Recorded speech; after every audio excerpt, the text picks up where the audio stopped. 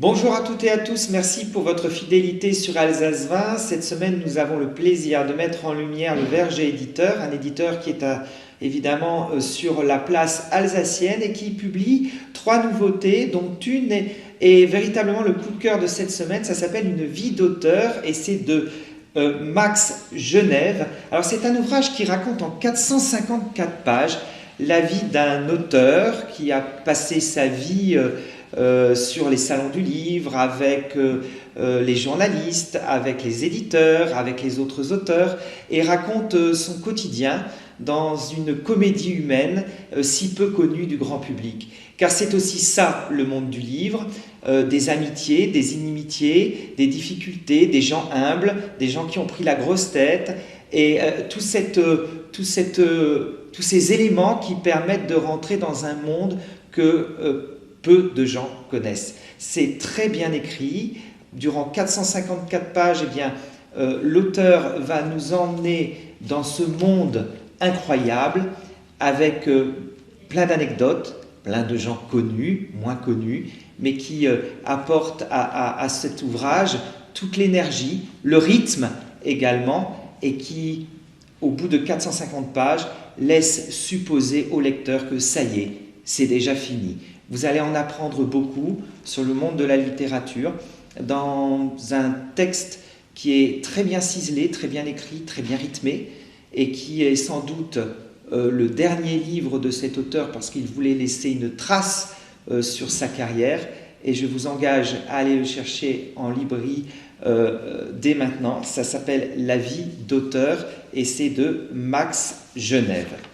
Deuxième ouvrage de Verger Éditeur, Jacques Fortier. On se souvient évidemment de l'immense succès de Sherlock Holmes et du Haut-Königsbourg qui a d'ailleurs été adapté en bande dessinée. Eh bien cette fois-ci, Jacques Fortier revient avec un ouvrage tout aussi passionnant sur l'Alsace et son histoire. Ça s'appelle Le crime de Gutenberg. Alors il va reprendre un de ces personnages qu'il a déjà traité dans 6 autres ouvrages et qui est celui de Jules Meyer, mais cette fois-ci nous sommes en mai 1929, notre détective préféré est appelé à la suite de la disparition d'un coffret dans les fouilles de la Montagne Verte.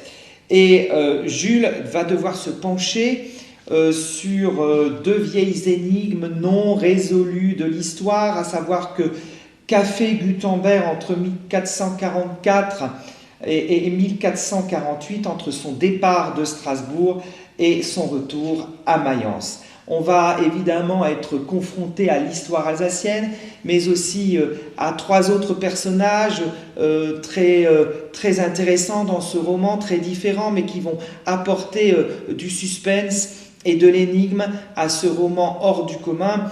On peut dire aujourd'hui que Jacques Fortier, qui a sévi dans la presse alsacienne, est devenu un des romanciers incontournables de l'Alsace et son livre Le crime de Gutenberg, qui sort vendredi prochain, va devenir un des grands classiques des policiers alsaciens.